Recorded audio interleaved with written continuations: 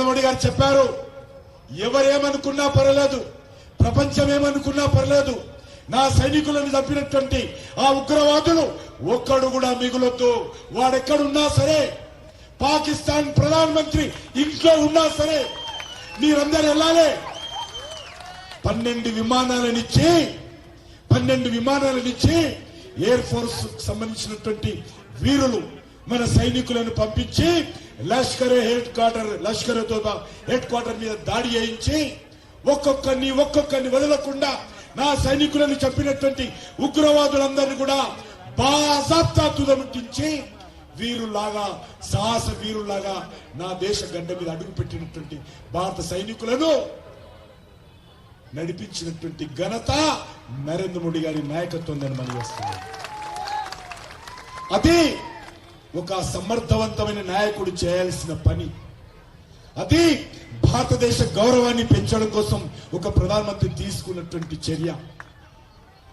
గతంలో మనకు తెలుసు, ప్రధానమంత్రులు ఉండేవారు.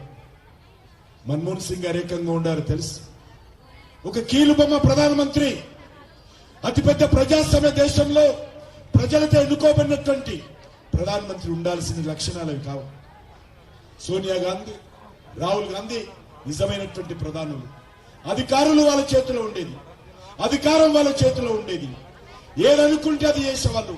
అందుకే ఆ రోజు సోనియా గాంధీ, మన్మోహన్ సింగ్ గారి నేతృత్వంలో 10 సంవత్సరాల కాంగ్రెస్ పాలనలో నరేంద్ర మోడీ గారి కంటే ముందు ఏ పేపర్లో చూడు, ఏ టీవీలో చూడు, ఏముండేది?